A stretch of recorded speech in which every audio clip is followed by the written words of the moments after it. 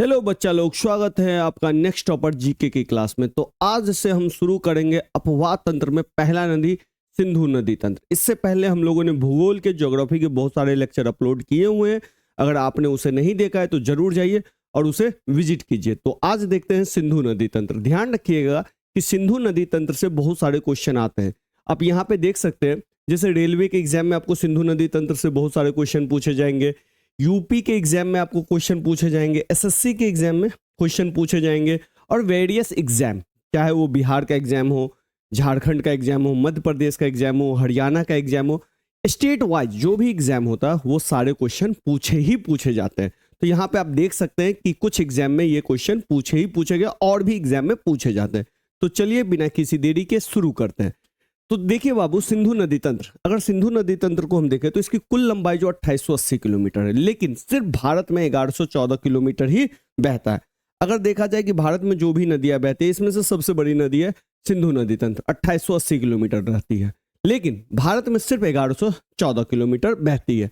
हिमालय नदियों में से सबसे पश्चिम नदियां, अगर आपको पता होगा कि हिमालय नदियां, आपने पिछला लेक्चर देखा होगा तो आपको पता होगा कि हिमालय नदियां यहाँ से निकलती है, गंगा नदी इधर निकल जाती है, यहीं से ब्रह्मपुत्र नदी निकलती है, इधर की ओर निकल जाती है, ये पूरब की ओर बहती है, ये आपको पश्चिम की ओर से फिर पूरब की ओर आती है, और ये पश्चिम की ओर निकल जाती है, पश्चिम की तरफ निकल जाती है। तो सबसे पश्चिम नदी है हिमालय नदियों में सिंधु नदी। तो ये क्वेश्चन कई बार एग्जाम में आया हुआ है। ध्यान रखिएगा कि हिमालय नदियों में से सबसे पश्चिम नदी कौन है? सिंधु नदी है। और दूसरी बात ये भी ध्यान रखिएगा कि हिमालय नदियों में से यही नदी है जो अपना पानी अरब सागर में गिराती है। तो ये भी तथ्य थोड़ा सा आप ध्यान रखिएगा। इसका उद्गम आप ध्यान रखिएगा, कोई भी नदी आप पढ़िए तो कम से कम दो चीज याद रखिए। एक, उद्गम कहाँ से निकला है और कहाँ पे अपना जल गिरा रहा है।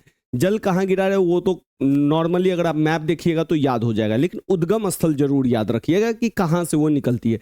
तो इसका उद्गम जो है तिब्बती क्षेत्र में कैलाश पर्वत श्रेणी में बोखरचू के नजदीक एक हिमनद से होता है। आपने ज्योग्राफी में पढ़ा होगा कि यहाँ पे हिमालय है, 3 हिमालय है, इसके ऊपर है ना आपका ट्रांस हिमालय, जिसमें काराकोरम, लद्दाख, जास्कर और कैलाश श्रेणी आते हैं। तो कैलाश श्रेणी से ये इसके आसपास जो बोखरचू ग्लेशियर है वहीं से ये निकलता है।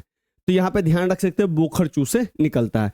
तिब्बत में इसे सिंगे खवान या शेरमुख कहते हैं। इसी नदी को, सिंधु नदी को, जिसको हम इंडस के नाम से भी जानते हैं, इसको तिब्बत में, ये एरिया जो तिब्बत का है जिसपे चीन ने अभी कब्जा कर लिया है 1955 में, तो तिब्बत में इसे सिंगे खवान या सिंहमुख भी कहा जाता है। फिर ये नदी तिब्बत से निकलती है और भारत में प्रवेश करती है, लद्दाख और बालिस्तान से गुजरती है। आपको पता होगा ये काराकोरम था, ये आपका काराकोरम है, ये आपका लद्दाख है, ये आपका जास्कर है। तो लद्दाख और जास्कर के बीच से ये निकलता है और भारत में प्रवेश करता है। फिर ये आराम से यहाँ से भारत में, यहाँ से प्रवेश करते हुए पाकिस्तान में घुस जाता है। तो चिल्लस के निकट दर्दिस्तान प्रदेश में प्रवेश करता है। सिंधु नदी की बहुत सारी सहायक नदियां हैं जो हिमालय पर्वत से निकलती है, जैसे श्योक, गिलगित, जास्कर, हुंजा, नुब्रा, सिगार, गौस्टिंग और द्रास। ये सिंधु नदी की सहायक नदी। अब सहायक नदी कौन होती है? एक बड़ी नदी होती है, ठीक है, उसमें बहुत सारी छोटी छोटी नदियां मिल जाती है। तो जो छोटी छोटी नदियां जो मिल जाती है उसी को हम बोलते हैं सहायक नदी, या सहायक नदी कहिए या उप नदी कहे। तो कई बार क्वेश्चन आया है कि सिंधु नदी की सहायक नदी इनमें से कौन है, या कई बार क्वेश्चन आया सिंधु नदी की उप नदी कौन है। तो बहुत इंपॉर्टेंट है ये। सिंधु नदी की मुख्य सहायक नदियां है झेलम, चेनाब, रावी, ब्यास, सतलुज, जिसको कि पंचनद भी कहा जाता है। क्या कहा जाता है? पंचनद। दाहिने तट पर मिलने वाली प्रमुख नदियां कुर्रम, तोची, गोमल, संगर, और बाएं तट पर मिलने वाली प्रमुख नदियां पंचनद। अब ये बाएं तट और दाएं तट को समझिए। देखिए, अगर बायां तट और दायां तट आपको निकालना है तो इसका सबसे आसान है कि नदी का डायरेक्शन देखिए। नदी का डायरेक्शन क्या है? तो देखा जाए तो नदी का डायरेक्शन, नदी यहां से निकलती है, इधर की ओर जाती है और इधर उधर। तो अपने आप को नदी के डायरेक्शन में घुसा लीजिए कि नदी के जिस डायरेक्शन में, आप एज्यूम कर लीजिए कि मैं नदी में हूं, और फिर देखिए नदी के डायरेक्शन की तरफ आपका मुंह होना चाहिए, और फिर देखिए आपका दायां हाथ कौन है, और फिर देखिए बायां हाथ कौन है। अगर इसमें आप नदी में अगर अपने आप को घुसाइएगा तो इधर आपका राइट हैंड होगा और इधर लेफ्ट हैंड होगा, यानी कि राइट हैंड का मतलब दायां हाथ होगा और इधर होगा आपका बायां हाथ। तो हमेशा ध्यान रखिएगा, जो दाया राइट से आएगा दाया, तो ये दाया नदी हो जाएगा इधर से जो आएगा, और जो इधर से आएगा उसको हम बोलेंगे बाया नदी। इसको क्या बोलेंगे? बाया नदी। तो ये ध्यान रखिएगा, सहायक नदी में कई बार पूछा जाएगा दाया तरफ से कौन नदी आ रहा है, बाया तरफ से कौन नदी आ रहा है, ये भी थोड़ा सा आपको ध्यान रखना है। सिंधु नदी जल समझौता, सिंधु नदी जल समझौता क्या कब हुआ था? 1960 में हुआ था भारत और पाकिस्तान के बीच में, जिसमें से उत्तर की 3 नदियों का जो पानी है 80% पाकिस्तान यूज करेगा और 20% भारत यूज करेगा। अब 1960 वाले सिंधु नदी जल समझौते को भारत ने रद्द कर दिया था जब पहलगाम में एक आतंकवादी अटैक हुआ था जिसमें हमारे 26 से ज्यादा भारतीयों की जान गई थी। तो चलिए अब आते हैं मैप पे। अब देखिए ये हमारे पास मैप है। अब यहाँ पे देखिए बोखरचू के नजदीक से सोनेख्वा भीमनद या बोखरचू से ये नदी निकलती है और ये सीधे यहाँ पे लद्दाख और जास्कर के बीच में बहती हुई भारत में प्रवेश करती है और यहाँ से ये पाकिस्तान में चली जाती है, पाकिस्तान में ये घुस जाती है। तो ये कौन सी नदी है? सिंधु नदी है। बोखरचू के नजदीक से निकलती है और फिर आपको यहाँ पे अरब सागर में गिर जाएगी ये नदी। फिर यहाँ पे आप देखिए शेषनाग झील से, जो कि वेरीनाग के पास है शेषनाग झील, वहां से एक और नदी निकलती है झेलम नदी, जो कुछ दूर भारत और पाकिस्तान का बाउंड्री बनाती है। तो इधर भारत है और इधर पाकिस्तान है, तो ये भी ध्यान रखिएगा। कई बार क्वेश्चन पूछा कि कौन सी नदी है जो भारत और पाकिस्तान का बॉर्डर बनाती है, तो ये झेलम नदी है जो कुछ दूर भारत और पाकिस्तान का बॉर्डर का निर्माण करती है। ये सेकेंड नदी है जो सिंधु नदी से मिठानकोट में ये मिल जाती है, मिठानकोट में झेलम नदी। फिर झेलम नदी के बाद चिनाब नदी निकलती है हिमाचल प्रदेश में, केलांगू से चिनाब नदी निकलती है और ये अपना पानी झेलम में मिला देती है। देख रहे हैं, ये झेलम में मिला देती है, हिमाचल प्रदेश से ये निकलती है। फिर रोहतांग दर्रे के पास से आपको रावी नदी निकलती है, रोहतांग दर्रे के पास से रावी नदी निकलती है और ये भी अपना पानी जो है झेलम नदी में मिला देती है। फिर आपको सतलज नदी राकस ताल हिमनद से, या कई जगह राक्षस ताल होगा, तो इसको भी ध्यान रखिएगा, राकस ताल बोलिए या राक्षस ताल बोलिए। यहां से राक्षस ताल हिमनद या राकस ताल हिमनद से सतलज नदी निकलती है और यह भी अपना पानी झेलम नदी में मिक्स कर देती है।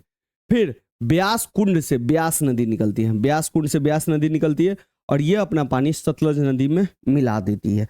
और फिर सतलज नदी सारा पानी ले जाके कहाँ पे मिला देता है? झेलम नदी में मिला देता है।